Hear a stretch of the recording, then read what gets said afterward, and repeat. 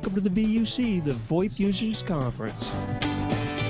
We're going on our 7th year of meeting every Friday at 12 noon Eastern Time. We're at VUC.me. And as usual, a shout out to Simwood.com. Simwood is a leading provider of international carrier services, and you should at least subscribe to their mailing list, Simwood.com. RPBX for VUC is provided by OnSIP.com. OnSIP has been with us for many years. We thank them for their support. And as you know, the great sound of the VUC comes from ZipDX.com, full-featured HD voice conferencing system. We love it. World dial-in numbers at local rates are provided by Voxphone.com.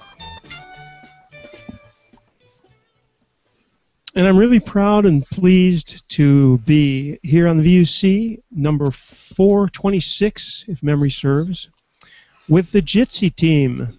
Emil, great to see you guys again. Thanks for coming.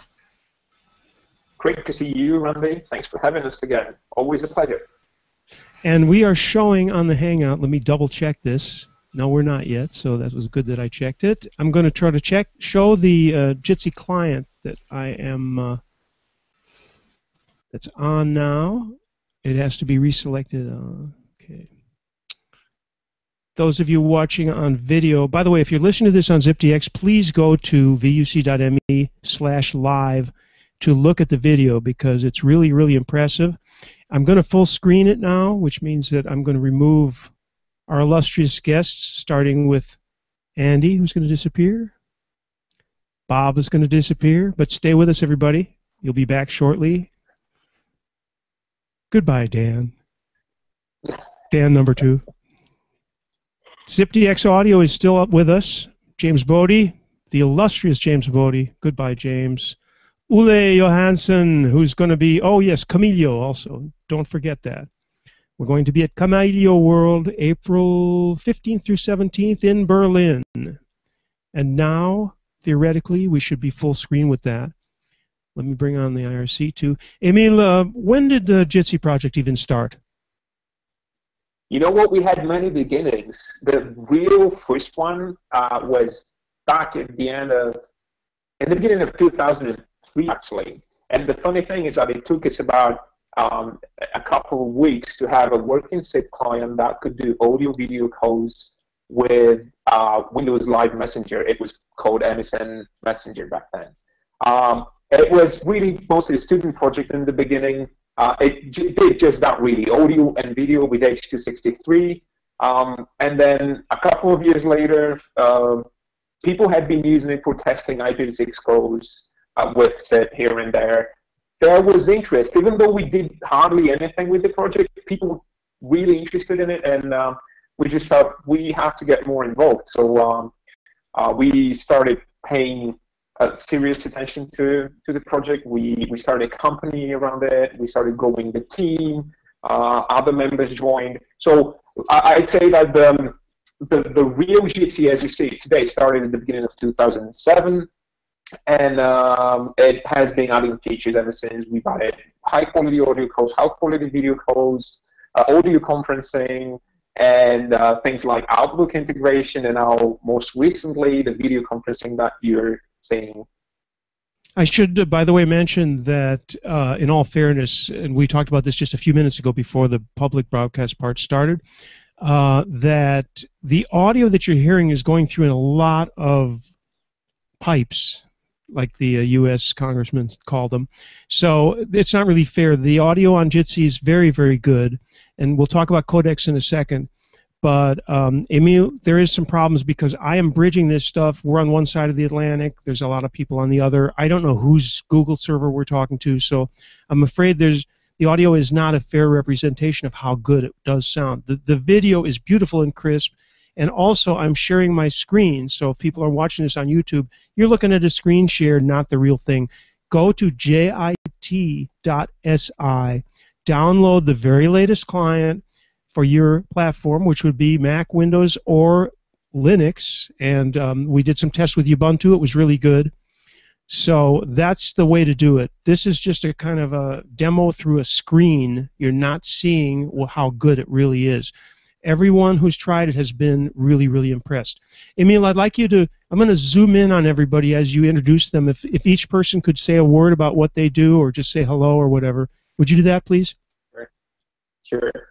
I would be happy to do that. So with us is currently, I think, the oldest members of the Jitsi project. I'm going to start with our only lady, Jana. Hi. Can you tell us a bit more about what you're doing? And Yeah, I'm with Jitsi from the beginning of the project, and I have worked generally on the user interface and the application layers, and that's all. Well, that's quite a lot, actually. Jana is the top contributor in terms of lines of code. She's the person that has written the most lines of code in Jitsi. So I'm now going to move to right next to Jana. I see Dementro, so I'm moving to Damian, whom we call affectionately Dementro. So Damian, would you like to tell us a few words about your work in Jitsi? Hi, I'm Damian. You're a bit silent, actually. If you can. How it is now? It's better. Okay. So I'm in Jitsi almost from the beginning, and mostly I'm doing the protocol stuff, the servers, the installers, and that's it. Okay, thanks. And now Ljubomir. Hello. As the order suggests, I'm not from the beginning, but I've worked on a few things, mostly the media, audio and video. I've participated in work on conferencing, audio and video conferencing. I've also helped with Outlook integration and probably some other features, but I don't quite remember them now. So I would just like to add to that in addition to the people that you see here, there are many, many others who work on the project, either full-time or part-time. Some of them work at the same company that we do. Others are just purely voluntary developers that are just contributing to Jitsi as an open source project. And this is by no means a full set of the Jitsi developers. Many, many people are working on it. So that's a great point, Emil. Let's talk about for a second about the project and the project's ambitions, and also what you and I spoke of a little bit earlier, which is that you may be looking for help. As I introduce the subject to you, open source projects often are looking for people to write obviously programming, but also other tasks. There's a lot of things to do in a project like this, and this seems to me to be a pretty ambitious project compared to a lot of things that one could try. You're doing messaging, presence, SIP, Jabber, XMPP, video, was one of the biggest and brightest differences. Also encryption, which I guess is not 100% ready yet, but that's an exciting thing. Is that RTP? ZRTP, as the Americans would say. How do people connect with you, and what are you looking for? You want people maybe who might be interested in contributing. What would that be? Yeah. So first of all, yes, as representatives of the Jitsi project, there are many things you can do to help. We have many, many features, which is good which is a good thing, but that kind of makes the project complicated. Another thing that makes the project complicated is that you have a lot of freedom of choice. When you do Skype, for example, or when you do Google, you have one client, one service, one protocol. You just create from within the client, you create your account, you add your buddies, and you start chatting with them. When you just get a client that gives you the freedom to connect to anywhere, that also brings the complexity of, wow, which SIP account should I choose now? Should I go to one SIP, the SIP to SIP.info? Should I go to EP? And it would be great to have people writing documentation about these things. So as Randy mentioned, this is obviously one thing that you can help with. Of course, development is something that we're never going to have enough developers. You can join Jitsi as a contributor. So if you're a student interested in just working in real-time communication development, if you have some spare time, if you believe that this can someday help you with your work, you're welcome to join us there. Joining us is as simple as downloading the client, seeing something that you're missing, and adding it, or just contacting us and saying, hey, I'm normally interested in doing that kind of stuff. Is there anything I can do for the project from that perspective? We normally often participate in Google Summer of Code, either directly or through organizations such as the XMPP Summit Foundation. So during the summer, there's also that. You can get involved in the Jitsi project through there. There are many, many different areas that you can work on in Jitsi. So there's audio video, obviously. There's the media part, the rendering, the encoding, the optimizations of the traffic. There's the signaling part. You can work on protocols such as SIP and XMPP. You can work on things such as ICE and making sure that we're 100% WebRTC compatible. Or, as Randy mentioned, you can work with encryption, which is a very passionate topic. Now, Randy, one thing, ZRDP is 100% functional for one-to-one calls, and it is 100% functional for calls where you're using Jitsi as the utility that sets up the conference. Basically, if I call you all guys separately, our call is going to be encrypted. Now, the new thing that we've added, which is Jitsi Video Bridge, that I suppose we're going to talk about more during this call, is allows you to outsource your James, you're adding me as a contact and you're distracting me.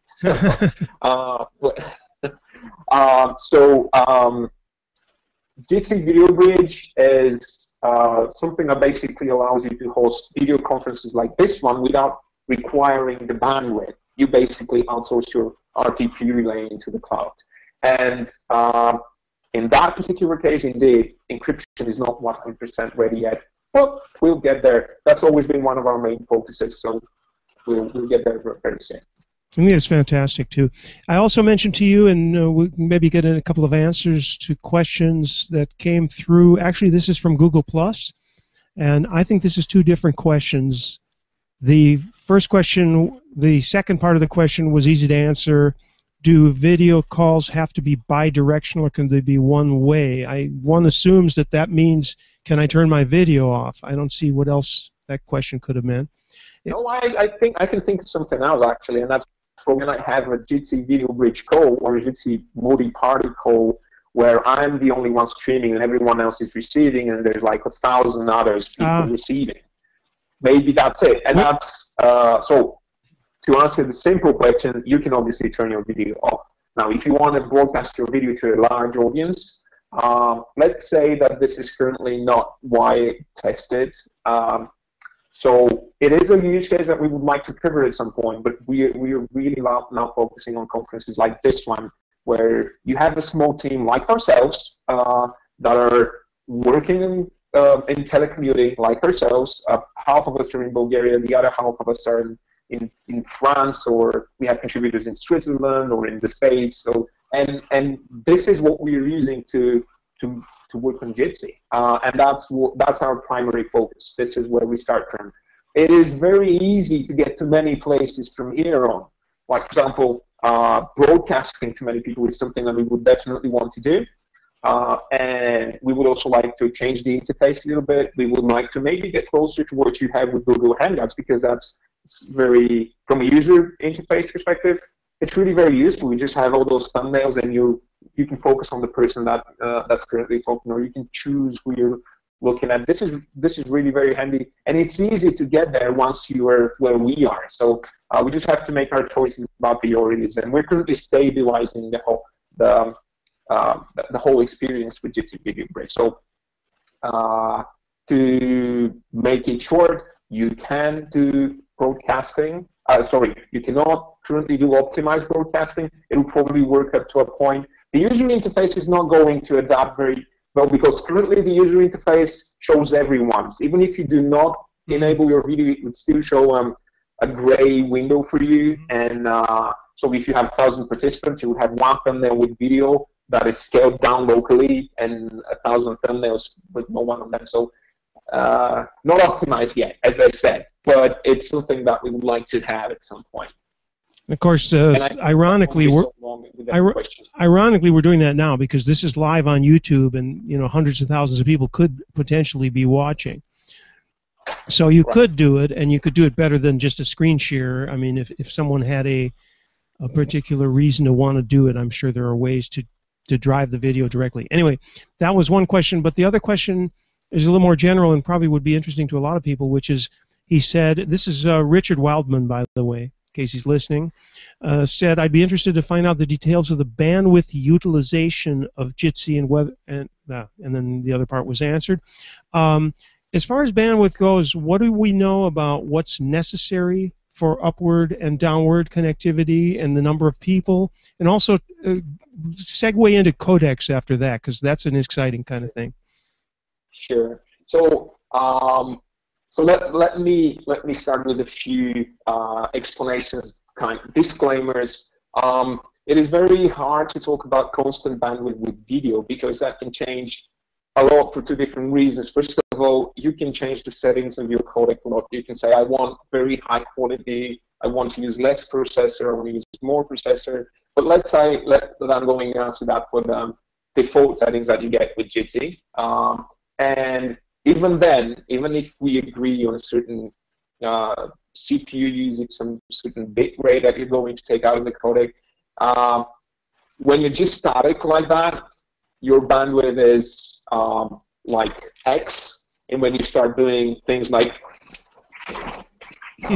it becomes like 10X. Or so if let's say that a standard call with standard settings from Jitsi with H.264 would probably be about 150 to 200 kilobits per second per person.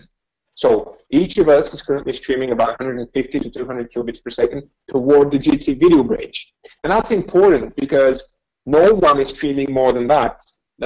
Basically, it would have been different if I were acting as the mixer, with Jitsi was doing all the heavy lifting with the packet shifting. And in that case, I would have needed to have very good bandwidth. But in this case, everyone is streaming 150 to 200 kilobits per second toward the Jitsi video bridge. And now the Jitsi video bridge, however, is sending all the streams to everyone. So I'm now currently getting 4 streams, one for Yana, Damian, Lubomir, and Randy. And so I'm basically getting 1 megabit stream currently. Now, codecs, we're currently doing that with H.264. We're using FFmpeg, so it's the first codec that we started supporting. Recently, we added support for VP8. That's one of the things that came out with our 2.0 release. We haven't enabled it yet because it hasn't been tested enough, but it looks good. Basically, you get similar quality with VP8 than you get with H.264. And I believe everyone knows that. It's all the hot discussions, debates about codecs haven't rarely been about this is simply better than the other, this one is better than the other. Everything is about IPR and patents.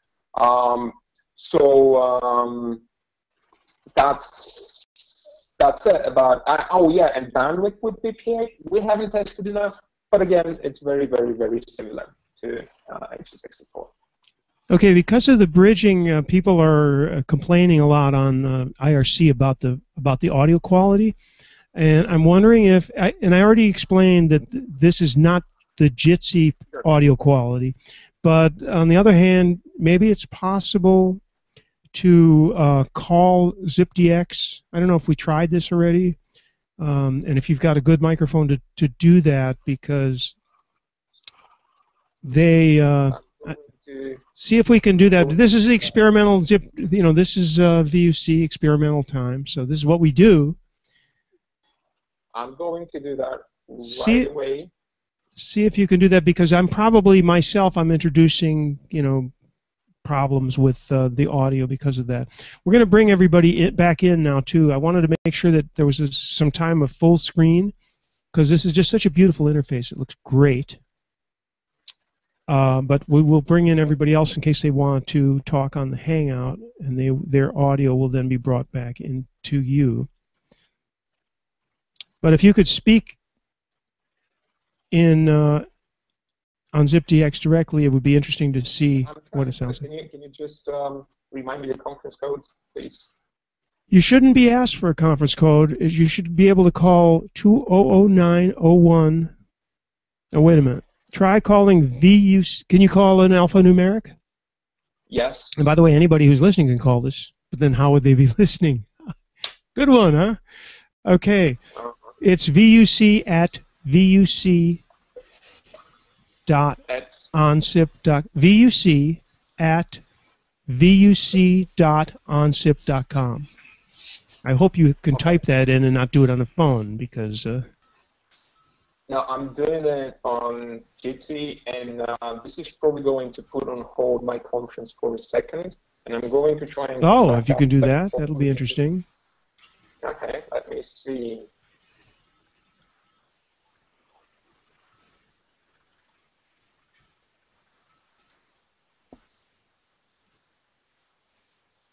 One, two, three, 1, 2, 3. I'm trying to lower my level here on ZipDX too. Of course, in the recording, that won't be a problem, but it'll be horrible for those of you listening live. Okay, is that better? Yeah, that's better. ZipDX, is that better? Yes, he should talk. Yeah, go ahead, Emil. 1, 2, 3, 4, 5, 6, 7. 1, 2, 3. 1, 2, 3. Testing, testing, testing. Much better. 20 dB better. Okay. Do you still see my video, though? Yeah, as a matter of fact, on this call, I see you and I see me.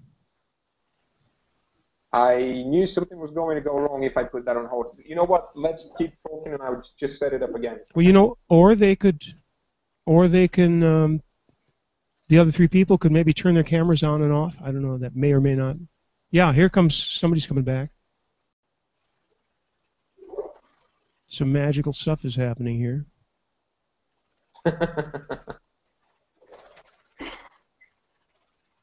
Okay, no, I think it would be better if I just redid that part of the call. Okay. Again, you know, those of you who are regulars, you know, this is, well, look at me, I'm all little. This is an extremely artificial way to do things. Oops, call ended by remote side. Reason, nice talking to you. That was cool. Very cool. All right, well, here we are on the California coast. Should I show my vacation pictures or what? No. Here you have a chance to see how the whole process, how the whole process works, right? And I will carefully hit the green one. So here's the startup of the call. We're on audio only. Ooh, boom. There it is. Hello. Hello. Oh, that's much better to me. All right, let's try to get this right with everybody. Wait, I have to click my thing here. Awesome. Now, okay, wait a second, Emil. Let me try to, because maybe I can do things on my end too that will make this a little bit better. This is a very, very artificial way to do things. Normally, you are not going to use a video bridge to share the screen on another video bridge. So it's an extremely unfair presentation in that way. Let's hear from our contestants in the VUs on the ZipDX end. Emil, go ahead and talk. Uh-oh. Yeah. Oh, sorry. Go ahead. Say something, and say something long. What about did you completely cover the codecs? I did talk about the video codecs. I can say something about audio codecs. We want to know about the audio codecs, definitely. Right. So we actually started adding wideband codecs right after our first participation in the VUC. We got shamed into doing it. It was a couple of years ago, I think. And the first one we added was Speaks. Then I believe we added G722. And a year and a half ago, we also added support for Silk, which is on the one hand, it's the codec that Skype uses. You get up to 24 kilohertz of that's how much wideband you get, and very decent bit rates. And on the other hand, Silk is also one of the codecs that we used as a basis for OPUS, which we later added as well. Now, I suppose everyone here knows that OPUS is the audio codec that the ITF designed recently. And I'm not sure if that was a result of politics or technology, but basically OPUS is based on the design on two different codecs. And when I say based, it actually an OPUS implementation contains code from Silk, one of the codecs, and from CELT. So these two codecs, one of them was, again, the Skype codec, and the other one came from Jean-Marc Vailin, who was the developer of Speaks as well. These two codecs are within OPUS, and depending on the parameters that you have, on the bit rates that you set, you're mostly using features from one or from the other. So I'm currently connected to the VUC, well, obviously over G722 to ZipDX. The Jitsi video bridge code was over OPUS, and it sounds actually, it sounds well. We did that completely on purpose. We wanted it to sound not that well during the VUC because we wanted to go and try it out and see how well it actually sounds in reality. Okay, I think it's time to open up the.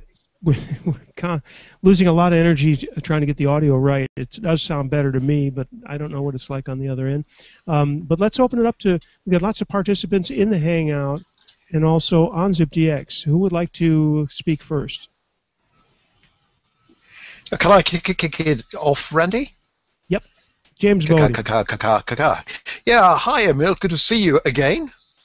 You got back from Brussels in one piece.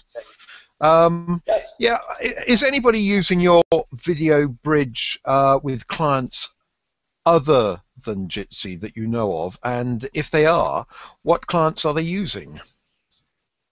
So we actually made a first public release of the Jitsi video bridge a couple of days ago. I don't think it's been, I suppose people are mostly, I know that people are mostly testing it and evaluating in different environments. However, one thing that is important is that, except for me, no one else on this call knows that they're talking to a video bridge. And I can go a little bit into the details here. You know, everyone on this call knows what generally works. You get your address, a port, and you send it to whoever you want to call, and you say, hey, send me media here. Normally, the address you're sending would be yours. It might get overwritten on the way to the other side to deal with issues such as not traversal. And then, however, media is streamed directly end-to-end, or it goes through a relay, but on a different path and set. Now, in this case, what happens when you set up a Jitsi video bridge call is that the person setting up the call first goes and talks to the video bridge and says, hey, I would like to talk to these 4 nice people. Could you please send me port numbers that I can send to them? The Jitsi video bridge allocates port numbers for these people. It sends them back to me, and then I start inviting everyone just as I would in a regular call. The only difference is that instead of putting my own address into the invitation, I'm putting the one from Jitsi video bridge. So everyone else thinks that this is just a regular call, currently XMPP. It's the only difference is that they're sending their media to an IP address that happens to belong to the video bridge and not to me. Yeah, it's really clever. It means that you keep the client end really simple.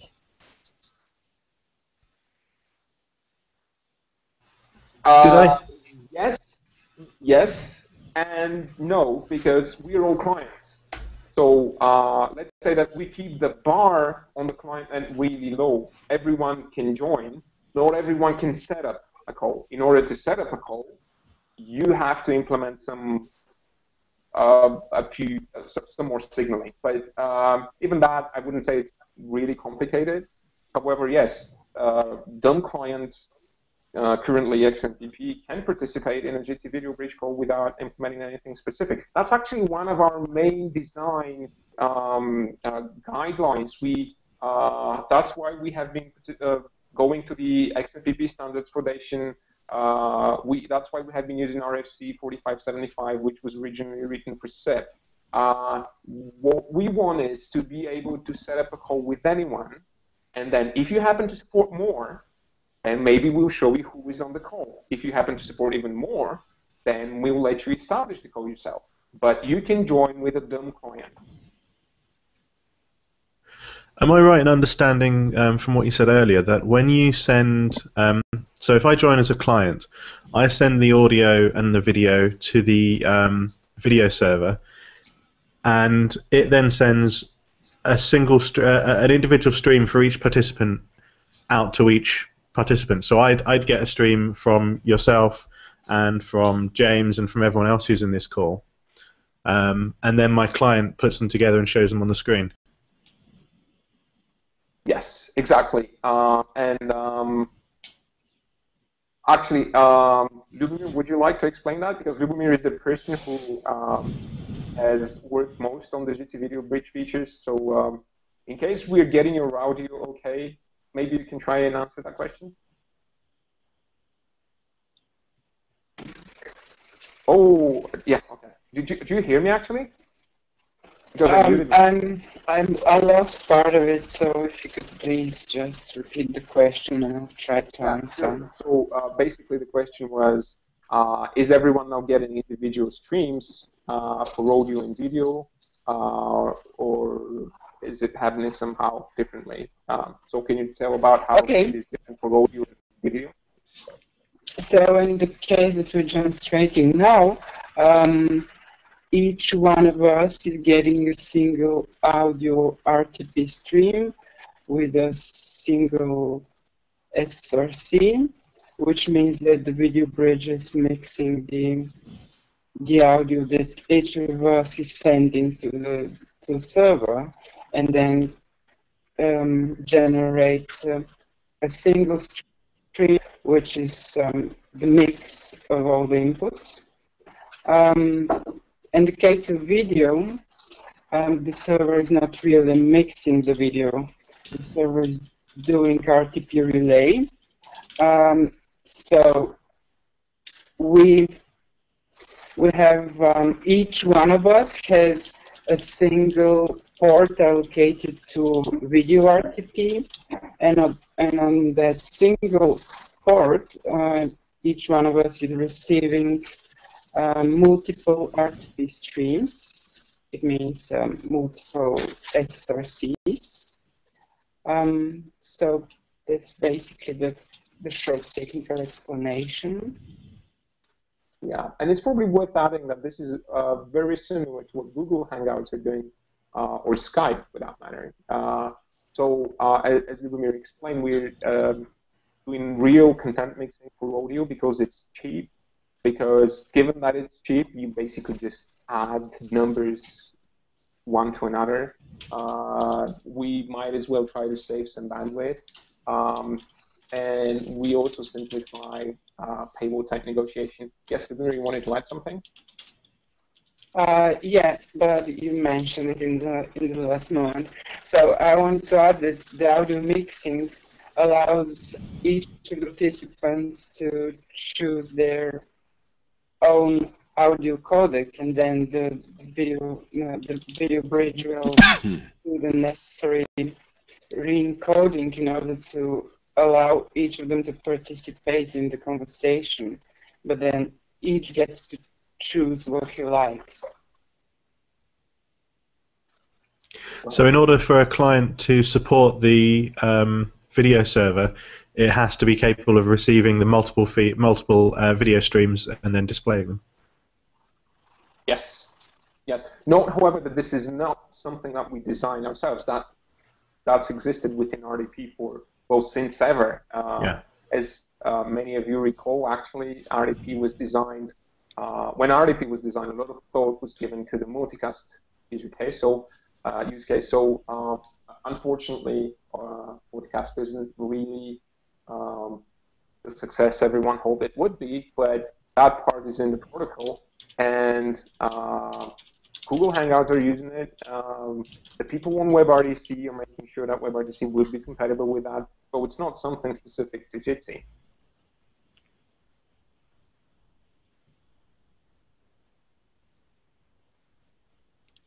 Okay, who else has a question or comment? I would ask, what's the sort of best case or worst case, I might phrase it either way, sort of video that you've actually successfully passed through this? Have you gone as high as a 1080 HD stream, or does it tend to be things that are less than that? Oh yeah, so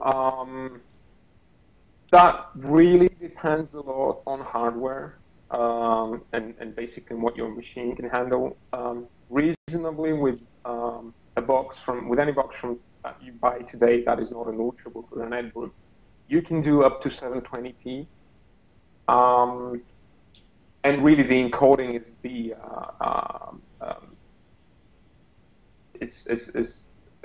getting the stream encoded is where most of your resources would be, is what most of your resources would be spent for.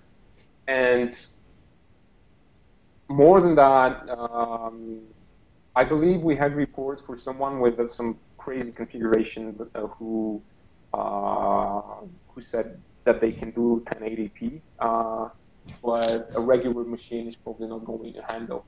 Now, there are things out there, such as the Logitech C920 webcams, for example, that are supposedly, well, not supposedly, that are capable of generating an H264 encoded stream, which is 1080p, and that can do full HD in real time.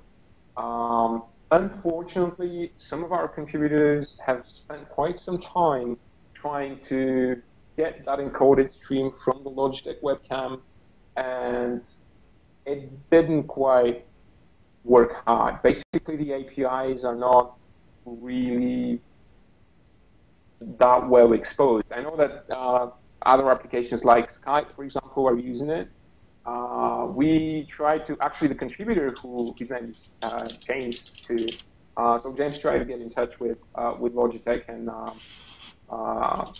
he asked whether it would be possible to get some more details from the for the API to get the encoded video. So after they put him on hold, repeated the question, then asked for all his details, they said, "So, sir, you want to get more details on the API for HD video?" I said, "Yes, that's exactly what I want."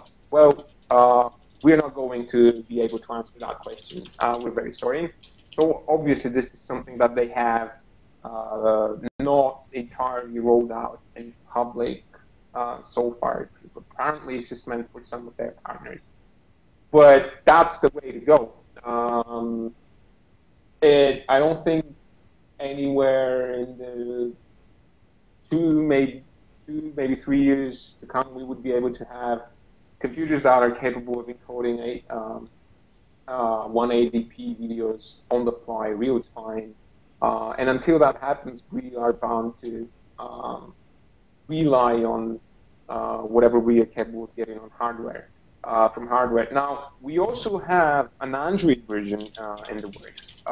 You can actually download a very early experimental variant from our website. It's only meant for fearless alpha geeks because it's definitely not something that you should try in home. You might hurt yourself. It might kill your kitten. But in case you are that brave, you can try it out. And actually, most of the signaling and the media part are done. We're just working on the user interface right now. So we have been able to do some testing there. The APIs in Android are exposing encoded video. And so if you get a device that can do 1080p, you would actually be able to do that on Android. And by the way, Lubomir, we have been trying to also do hardware decoding on Android for a while. First, it wasn't part of the APIs. We tried to do it natively. It didn't quite work. And then we did some experimentation recently with the new APIs from Android 4.1, I believe. Can you tell us about how that went? Well, we're still experimenting. So we decided that it was about time to start using the media codec API introduced in recent versions of Android. It was mostly a question of priorities at the moment, up till now at least. So it's in a state in which we have a problem that we have to overcome, because the codec doesn't seem to like some of the features of the video that we're trying to have it decode. But overall, it's something that should really work better than what we have. Right. Yeah, it's still under development. Let's see if there's any other questions or comments. I'm going to throw one in, Randy. Oh, cool. All right, so if you can see this screen, this is Bria with video, Android, and it's a point-to-point call supporting presence and two-way video with the nightly build of Jitsi from last night. So that is pretty impressive. The codec is VP8 and the audio codec is G722, and it just works. So I'm kind of very impressive. That's really something. And to Ole's concerns about presence just worked once I typed in the right username. Is the presence going over SIP, by the way?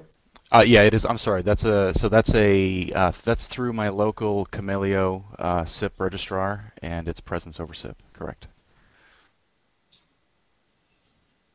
I can't even spell XMPP yet, so.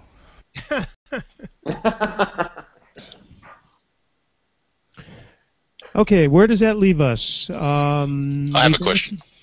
Okay, and then I will be able to check the questions on the Firefox thing if I can find it. Go ahead, Andy. Yeah, it's going back to encryption, really. I know you support SRTP and TLS, but that's all very well for audio. But if you've got multiple video streams, is there no encryption possible using video? So we actually already support encryption for video conferences in the use case where you set up the video conference from your computer with Jitsi running it on that computer. We call those ad hoc video conferences. So basically, if you just install Jitsi, you call 3 or 5 other persons, and then you turn on video. That video would be encrypted with ZRDP and SRDP. We don't yet support the TLS. It's something that we would like to do at some point because it seems to be a protocol of choice for WebRTC. Technically, it can give you exactly the same thing as ZRDP. I actually even heard that they're planning on doing the SAS, the short authentication strings, the 4 letters that you see and that you're supposed to confirm vocally. That's in the words for DTLS SRDP. But anyway, we currently support ZRDP. And in such calls, or in any calls actually, encryption isn't really adding that much to the CPU load that's required for a call. And the reason for that is that any encryption is only applied on the data that you are sending on the wire, and which means that you're doing it after video has gone through H.264 or VP8, after you considerably reduced its size. So I wouldn't say that it has an impact on more than 5% on CPU. Okay, so the call you're on at the moment, we can see that you've got nice little padlocks there which are showing open at the moment, which presumably means that it's not an encrypted call. You could have that as an encrypted video conference. I'm sorry, I'm hearing you twice, so can you repeat your question once Sorry? again? Well, I assure you I'm only saying it once. Yeah, the question is that you have, at the moment, you can see a nice padlock, which is open, presumably meaning that that is an unencrypted call. Could you have that Exactly. video conference as an encrypted video conference? If I were to call directly Randy, Lubo, Yana, and Damian, I would be able to do that. If I weren't using Jitsi Video Bridge, I would be able to do that. So, however, I would have to have the bandwidth to send each of them four independent streams. So that means 16 video streams, which I might have, but I'm not. We may try that later on. So that would work. The part that doesn't work is when you do it through a Jitsi Video Bridge, it can't be that simple with encryption. I can explain that why. If you guys think, I'm sorry, I'm not building my sentences properly anymore. So if you guys think that this is something that could be of interest, I can explain what where the complicated part is with encrypting calls with Jitsi Video Bridge. Well, it's of interest to me. I don't know about anybody else. It's quite an important thing to have to have all the media encrypted. Yes, please. Okay. Was that a? That was a yes, please. Okay. I'm sorry, because I'm joined twice from the Jitsi Video Bridge and from ZipDX, and I'm hearing everyone twice. So, and I definitely believe that you're saying it once, although I did have some doubts at one point. So, how does encryption normally work in a one-to-one call? Well, with GRDP or with DTLS, you establish the RTP stream. Within that RTP stream, you start exchanging some encryption data, whether that is Diffie-Hellman exchange, which would basically allow you to negotiate a shared secret, something that you and only you know, even though everyone saw the exchange, or everyone might have seen the exchange, still you're the only ones that know about that shared secret, and then you can then use as a symmetric key for your, or symmetric or not, for your SRDP stream. DTLS uses public-private key pairs, integer certificates, but it's basically the same thing. So this protects you from anyone eavesdropping on your media. Up to what I've said now, there's nothing that protects you from someone placing themselves between you and your correspondent, intercepting all the packets, pretending to be yourself or your correspondent when talking to yourself, and negotiating different keys with you and your correspondent, and then listening to everything that you're saying. This is what everyone knows is a man-in-the-middle attack. And when you, in order to get away from that, basically you either use certificates, which can be very expensive or can be limited to a single domain, or you use what ZRDP has, and that's basically with ZRDP you calculate a very short checksum, 4 letters, and you show them to the user, and then they can compare that with their partner. Hey, are you seeing ABCF shown on your Jitsi screen? Yes, that's what I'm streaming. Okay, so there's no one listening to us. This is something you can do when talking directly to a person. If you talk to 5 persons and you are exchanging media directly with them, then you just do it 5 times. Or if you've already talked to these people before, since you only need to do that the first time that you're talking to someone, you don't even need to do it at all. So that's why this is possible when you're setting up the call entirely from Jitsi and not using a Jitsi Video Bridge. Now, when you do use a Jitsi Video Bridge, the problem is that you do not directly exchange packets with your correspondents. Everything goes through the Jitsi Video Bridge. So it has to be the Jitsi Video Bridge that negotiates this secret, shared secrets, these keys that are next going to be used for the SRDP encryption. And you cannot do plain ZRDP in this case because the Jitsi Video Bridge is not a human and it cannot do the voice comparison. It can obviously send you the string, the 4 letters so that you can compare them, but until these 4 letters get to you, they will be going through the network and potentially exposing you to man-in-the-middle attacks. which you were trying to avoid in the first place.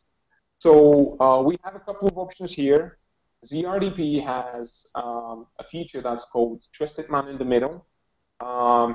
That basically relies on the notion that, well, if you're doing a conference and there's a central point during that conference, obviously you're willing to give up some security, some privacy, and you're giving it up to a trusted device, to a trusted entity. So that's why the feature is called Trusted Man in the Middle. However, the problem is that this feature requires some extra effort from the user. They have to install keys in the client and say, hey, this is the key from the Jitsi video bridge. And obviously, we're getting past the comfort level of many people that many people have with technology. So another option would be to just use SDS, which is probably the prevalent approach of doing SRDP today, so much so that many people refer to it as plainly SRDP. Basically, many people say SRDP thinking of SRDP plus SDS. And there, the idea is that if you just come up with a shared secret, you send it over the signaling, the remote party gets it, and you then use it for RDP. The problem with that is your server saw that shared secret, so you're you obviously need to trust your server. In many cases, you wouldn't want to do that, but even when you're okay with trusting the maintainers of your server, you have to also trust that if this secret is going to another server, because the reason we have open protocols is so that we can do federation. I want to be able to call from m2 at jit.c. I want to be able to call franduo at gmail.com. So this will have to go through multiple servers, and I would have to trust all of them. That's the problem with SDS, but we might still consider it for the Jitsi video bridge, or use ZRDP, or come up with something else that allows you from completely end-to-end security in that case. There are always some compromises. You either have to give up some some level of user comfort, or you have to compromise to give some trust to someone. So just need to measure all the pros and cons and pick one. I hope I weren't. Randy, please, if at some point you think I'm blabbering too much, don't hesitate to stop me. No, I like that. I like that. It reminds me of the '60s. Go for it, Tim. I have a question, a deeply geeky question about. So your encryption layer that you say is not going to add more than 5% or so to the video. Are you doing that in C in the using the library from Cisco, or you got another library, or what's the story? No, we're using ZRDP for J, which is an open source library developed by Werner Dittmann, who is also one of the Jitsi contributors. So it's that's what we're using. Okay, so it's in Java. Yeah. Okay, so we should talk offline. I have something that may interest you, but it's not ready for announcement yet. So I'll get Randy to forward emails and stuff. So the other question was a much more basic one, which is that I joined late, and how would I join this video call? Is the bridge already full, or what's the story? Well, you would have to have an XMPP account, and then you would have to send it to me, and I would have to invite you. Okay. I actually do have a Jitsi account in Jitsi, but it's probably a little late in the day for that. No, this is the VUC. I think we should do that. We need to invite at least one extra person. We talked about this before. It could be Bob. Okay. Tim, is your account JITSI though, or is it something else? Yeah, I have Steely_Glint at Jitsi. But is it JIT.SI, or is it the old Jitsi? That's a very interesting question. I will have to look. Can we try this? Can we try this, Emil? Can we try it? You know, we're ready to break things. Let's go. Poor Emil. It can break. Again, we just released a couple of days ago. but I'm more than willing to try. No, and I mean again. I'm sorry. Let me just check who I'm logged in as. Before we get too carried away here. So I think I do in fact have a jit.si account logged in. I think it's not the one I said before though. So what's the best way of dealing with this? Just tell me what it is. So it is from Playa. That's FROMPLAYA. To the one who's hearing bingo time. Do I say it slower or faster? Which will be better? Wait, let me see if I can I type this in someplace. Let's see, where's. I think it was. Yeah, IRC room. Well, I don't know if Emil is in it. Is he? Yeah, I've just been invited. So, okay, there you go. Okay.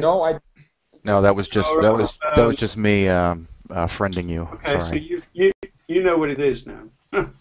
So that was correct. I just joined IRC, so we can paste it there. Okay. Ah, gosh, I'm getting inundated. James is now joined. So James, drop this into. I haven't got IRC running because I hate IRC. I just sent it to Emil on XMPP. Okay, brilliant. Thank you. Hey, here we go. Right here. So I probably want to. Once this works, I'm going to quit Skype. I think it's probably the best plan. Good idea. Otherwise, that'll get even more complicated.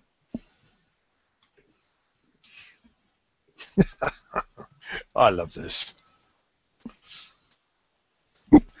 Hey, you gotta live a high risk. There we go.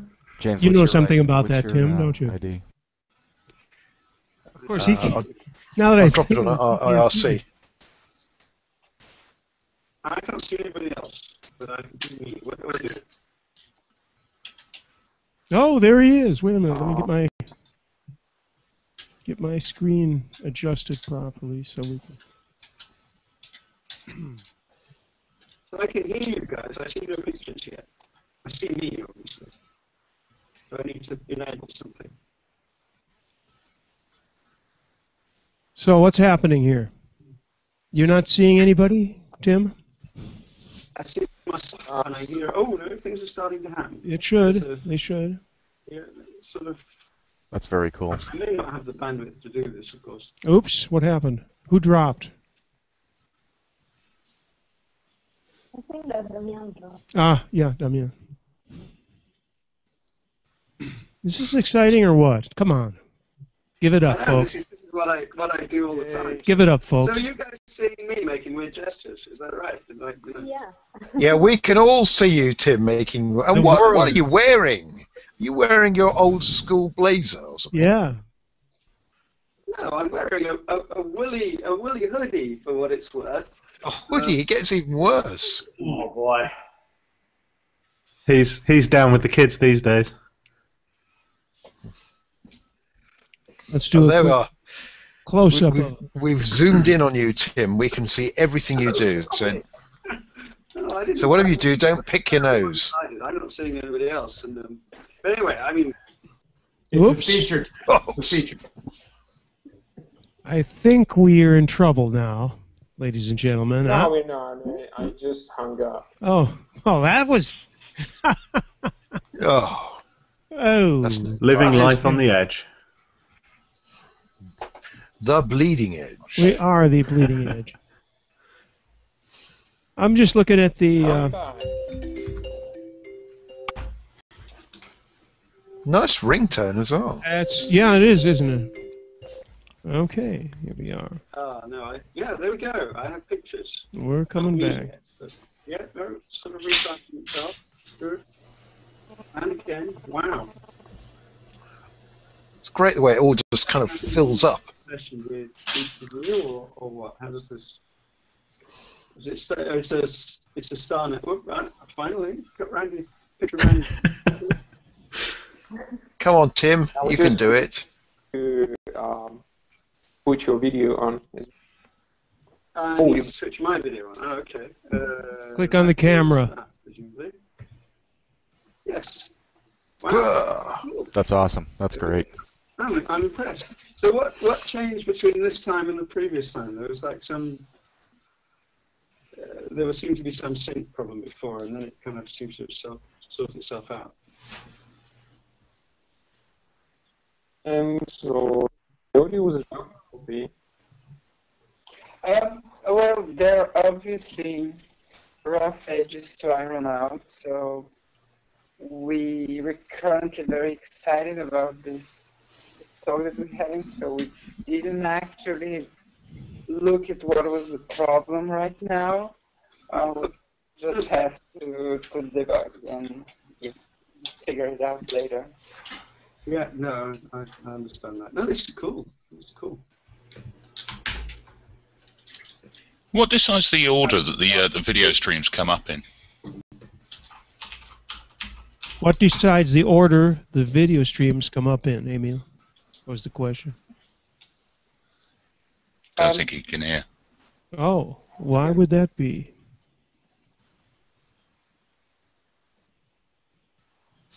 Is he listening? Emil? Ah, we have a protocol difficulty. Can you hear on ZipDX, Emil?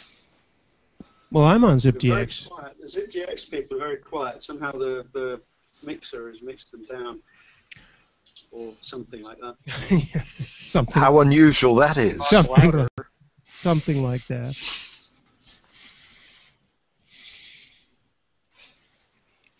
Can you hear me, Emil? I am speaking. Yes? No? Not good? Well, I'm looking at my levels everywhere. They look... Oh, too choppy. Choppy, okay. I tell you what, this was working before I started, so I'm going to hang up and then you guys can carry on. Hey, before you hang up, oh, damn it. I wanted to ask him about something. I wanted to find out if he was coming to Camaillo World. He better be. Is he? I think he said he was last week. Okay. I think. Because he I was don't know. already in Germany. He might turn up and just ruin everything by today's standards. with his impromptu demo. Okay, listen, I think we should probably, we've been gone for an hour. We're going to maybe close this section out if I could find the controls. I want to just say thanks to Emil and the team for all the great work they've been doing. Yeah. Oh, is that Dan? That's me, yes. Thank you, Dan. Now, it's been a pleasure talking about this here. I'm sorry that it had to end in such a way, but it was spectacular. That's what we're here for, to try out wacky stuff and do things. But, you know, I think you guys, I just say from my perspective, it's been great seeing what you guys are doing with Jitsi, and, you know, I like it for a number of reasons, including the IPv6 and DNSSEC and some of the stuff you're doing there, but it's just great to see it continue to evolve. So thanks for all the work you do. And we haven't stopped yet. We have a bunch of other things coming along. Like, for example, we're currently working with Peter from Cisco and the XMPP Foundation and Enrico from Telecom Italia. We're working on this thing that we call CUSATs, which allows you to use XMPP and SIP together. Because for many years, people have been thinking about doing everything with either one or the other, which has a lot of merit. Basically, if you can just have one protocol in your network, it makes it that much easier to maintain. But in many cases, especially for the providers that are setting up environments with open source products, people are getting into a problem where basically all the SIP products, all the SIP appliances and open source projects out there, when they're XMPP, they've always kind of focused on, well, presence and text messaging. So when an XMPP, it's kind of hard to get an XMPP server to connect to the PSTN. It's not that it's impossible, but it's a lot harder to just get an asterisk server connect to the PSTN, or a Freeswitch, or build a network with Kamailio or OpenShips and front-end a PSTN connector with that. So that's hard with XMPP. Things like media relaying, voicemails, call pickup, call parking, these are virtually non-existent with XMPP. On the other hand, it has been a bit slow to pick up as far as presence and instant messaging is concerned. And they now, there are some projects out there like Blink, for example, and the guy from AG Projects that are doing a lot of effort on making sure that they actually have something that is only SIP and does all the things that it's supposed to be able to do, like instant messaging, file transfer, but you get a lot less choice out there than you have for the same things with XMPP products. So what we thought at one point, well, can't you just have both and just use XMPP for all your instant messaging and presence and file transfers, and then use SIP only for calling, audio and video calling, and potentially desktop streaming and sharing if you're doing them over video, but use XMPP for everything else. And that turns out to be an approach that many people like. Because we've developed that thing with Enrico and Peter St. Andre. We've written that very simple spec that we call CUSACs for combined use of SIP and XMPP.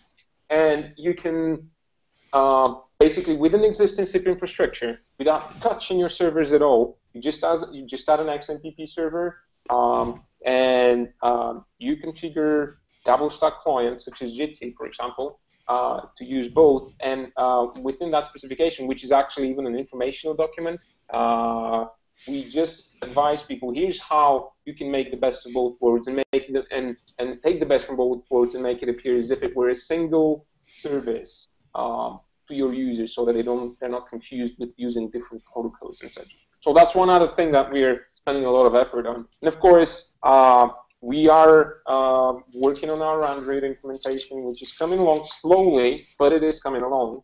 And we're also we have a lot more work on Jitsi Video Bridge, as you guys seen. So this was just it's been a great pleasure showing you what we have so far. But we're probably going to come back if Randy would have, if you all would have us, and within 6 or 9 months, and show you everything else that we have, because we really like to be.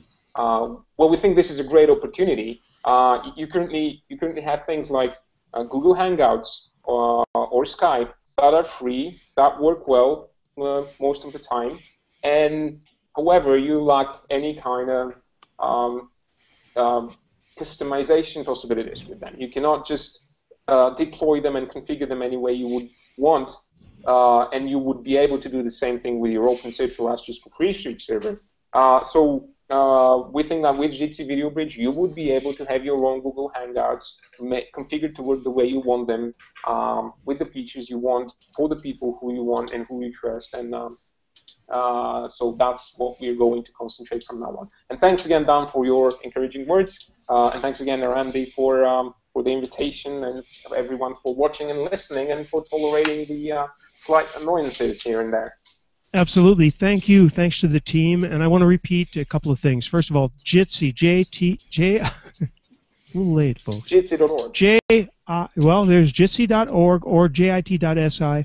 Go download the latest nightly, play around with it, join, especially, and everybody's getting a lot of authorized requests here. Randy, can I just jump in? There was a. As you will, if you. You okay there? You all good? Do we need to call an ambulance? Yeah, I think so. No, I was just going to say, I'm getting a bunch of authorized, as you will if you go do what I say, which is to go to jitsi.org, download the client, join it. But what I wanted to say that's really important, and I've underlined this to everybody, people come on Google Plus or Twitter and they go, yeah, I tried, I downloaded, I tried it, and it did this. And I said, did you reach out to the team? No.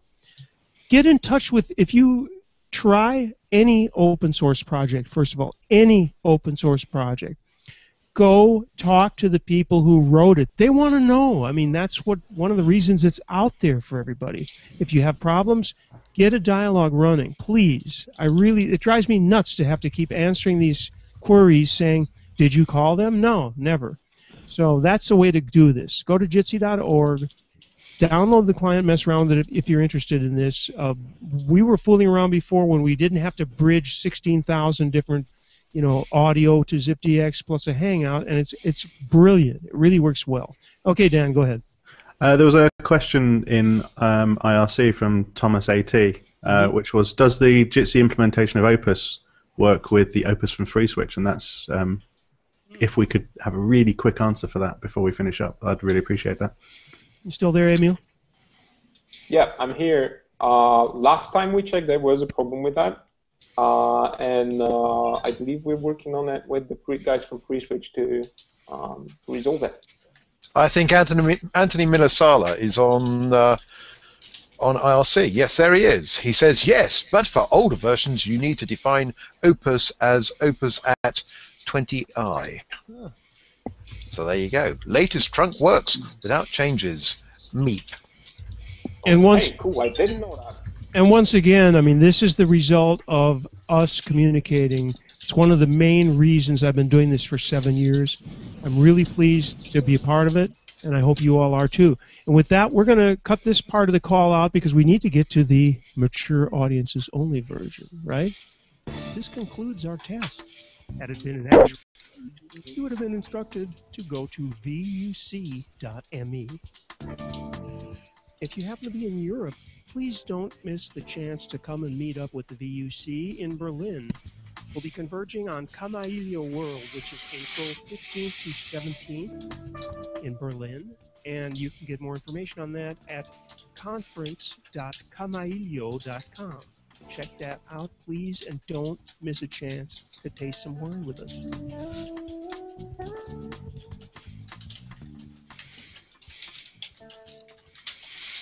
That's what I told her. All right, we're going to kill the recording. And we're killing the Hangout. Goodbye, everybody. If I can find the... there we go.